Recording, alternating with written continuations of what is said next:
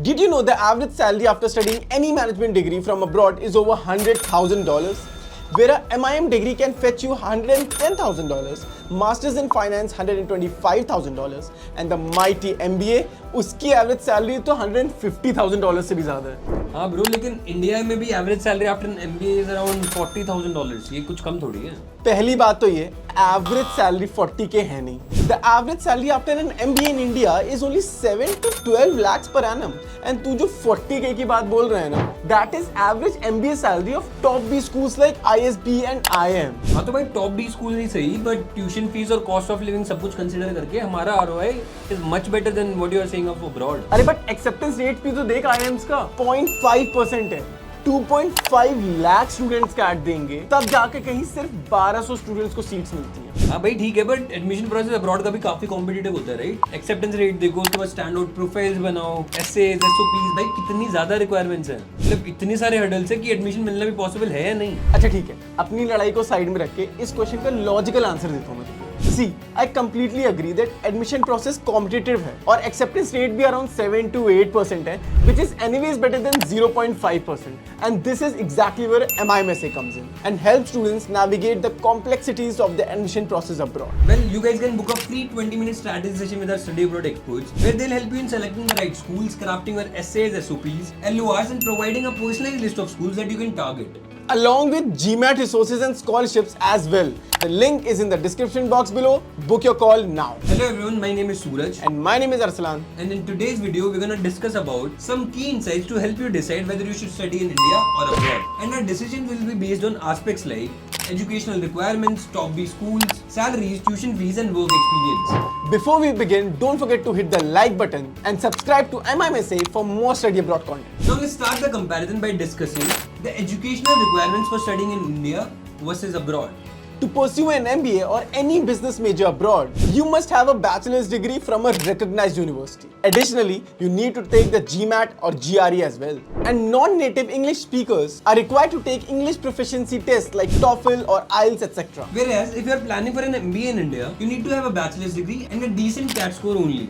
यहाँ पे हमें IELTS, GMAT, GRE, TOEFL इन सब की जरूरत नहीं है। Bro, इतना खुश मत हो। There are literally n number of top B schools abroad who just waive off GMAT and GRE. Here's the list on the screen. अब तू बता दे एक भी ऐसा कॉलेज इंडिया में जो बिना एंट्रेंस एग्जाम के एडमिशन दे दे। चल भाई ठीक है, मान ली तेरी बात, बिना एंट्रेंस एग्जाम के अगर एडमिशन मिल रहा है तो यूनिवर्सिटी अच्छी ही होगी। चलो अभी आगे देखते हैं, कंपटीशन तो बाकी है। चलो अब वर्क एक्सपीरियंस की बात कर लेते हैं। देखो वर्क एक्सपीरियंस की बात करने की जरूरत ही नहीं है, बिकॉज इंडिया में MBA करने के लिए कोई वर्क एक्सपीरियंस चाहिए ही नहीं। वहीं अगर MBA अगर अब्रॉड से प्लान कर रहे हो तो 3 से 5 साल का एक्सपीरियंस तो मिनिमम रिक्वायरमेंट है। तो व्हाट इज द लॉजिक? लेकिन यार अब्रॉड में भी डिग्रीज अवेलेबल हैं, जैसे MIM, MSBA, MFin, जो बिना वर्क एक्सपीरियंस के भी एडमिशन देती हैं। एंड ये सभी degrees are enough for everyone who want a successful management career.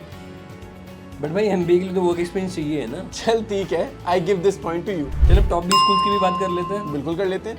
Well, India has more than 20 IIMs, उसके बाद FPGen है, FMS है, JBIMS है, XLR है। Bro, these B schools are literally the best. Tuition fees भी कुछ ज़्यादा नहीं है and salary prospects are crazy high. Okay. If you're talking about the best top B schools abroad, then the list is never ending.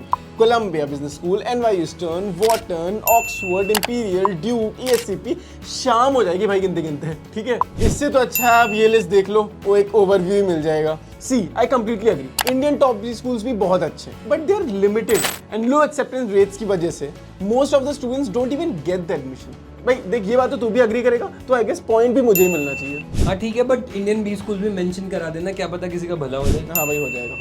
चलो यार अब salary और tuition fees की भी बात कर लेते हैं। See if you are targeting an MBA abroad, then the average fee is $96,000. And if this looks expensive to you, then you can target degrees like MFin, MIM, MSBA, जिनकी average tuition fees you can see on the screen right here. भाई इनकी भी tuition fees कुछ कम नहीं है, but if you are targeting MBA from IIM और ISB, then the average tuition fees is only $25,000. And you know the best part, you can easily make around $40,000. And the average MBA salary abroad is $150,000. भाई उसकी fees भी तो उतनी है, so ROI is just almost the equal. थम जा भाई थम जा, अपना कैलकुलेटर निकाले, मैं तब तक आगे बताता हूँ।